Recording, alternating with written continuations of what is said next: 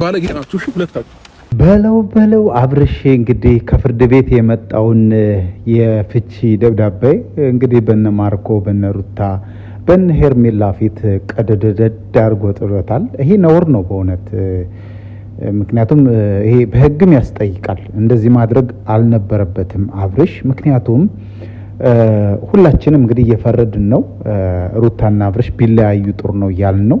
ምክንያቱም ያው እየተቸገረች ነው እየተሰቃየች ነው ያለችው ሩታ ነፍሰ ጡር ሆና ይህን ያህል ፈተና ሲደርስባት ሁላችንም እንድትፋታና የራሷን የሆነ ህይወት እንድትኖር እንድትረጋጋ ነው ሁላችንም እያልን ያለ ነው። በእርግጠኝነት አብርሽና ሩታ አብረው ይቀጥሉ የሚሉ ሰዎች በጣም ትንሽ አገብጋቢ ቆለጥ የሆኑ ሰዎች ናቸው። ከዛ ውጪ ሁላውም እንግዲህ ከኔ ጀምሮ ሩታ በነጻነት ሳትናደድ በደስታ የራሷን ህይወት እንድትመራ ፈላጊዎች ነን እና አብርሽ እንግዲህ ያው የፍቺ ጥያቄ አቅርባለች። ዛሬ ደግሞ ከፍርድ ቤት የመጣውን ደብዳቤ ይዛልህ መጣ ነበር። አንተ ግን ቀደው ሄዳል። ይሄ ራሱ በህግ ያስጠይቃል። በእርግጠኝነት ከባድ ነው የሚሆንብህ። ምክንያቱም እሷ ከፈለገች ፍርድ ቤት ሄዳ ራሱ 80ውን ማስቀደድ ትችላለች። ግን አንተን በማክበር በጓደኞች ፊት እንዲሁም በተከታዮቿ ፊት እንድትፈርምላት ስትጠይቅህ እንዳለ ከፍርድ ቤት የመጣውን ክብር ያለውን የፍቺ ወረቀት ቀደው ሄደሃል ማለት ነው። ይሄ በጣም ትልቅ ነውር መሆኑን ነው የምነግርህ።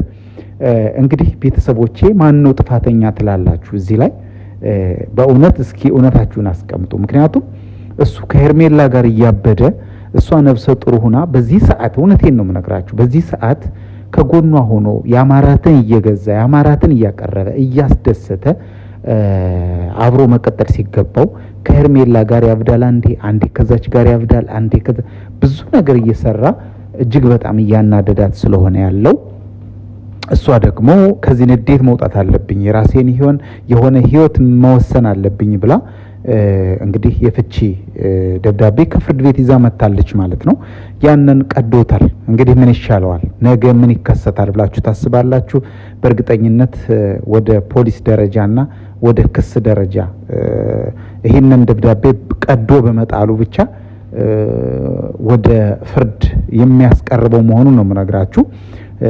እኔ እውነት በዚች ቪዲዮ በተለቀቀች ደቂቃ ውስጥ የህግ አዋቂዎችን ጠበቃዎችን ደውዬ አናግሬ ነበር።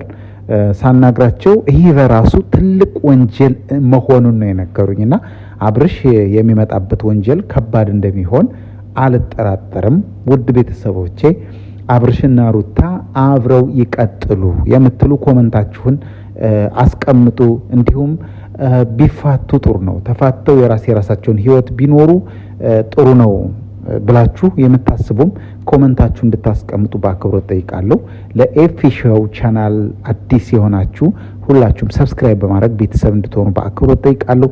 ቪዲዮውን ስትጀምሩ ላይክ በማድረግ እንድትጀምሩት በአክብሮት ጠይቃችኋለሁ። ለማንኛውም እኔ ደስ አላለኝም ወረቀቱን በመቅደዱ። ያው በሰው መጠየቅ ይገባው ነበር ወይም ዘወር ብሎ መሄድ ይገባው ነበር ባይ ነኝ። የምወዳችሁ የማከብራችሁ ቤተሰቦቼ መልካም ጊዜ ይሁንላችሁ። ነገ አዳዲስ ነገሮች ይኖራሉ። በቡታጅራ አካባቢ እንዲሁም አዲስ አበባ ከና አብርሽ ጋር የሚቀራረቡ ጓደኞች መረጃ ሊሰጡኝ ዝግጁ ናቸው። ነገ ምን አዲስ ነገር ይፈጠራል የሚለውን ሌላ ቪዲዮ ይዤላችሁ እመጣለሁ። መልካም ጊዜ ይሁንላችሁ። መልካም አዳር፣ መልካም ውሎ እንደ እያላችሁበት ሀገር ሰዓት አቆጣጠር መልካም ጊዜ ይሁንላችሁ። ባባይ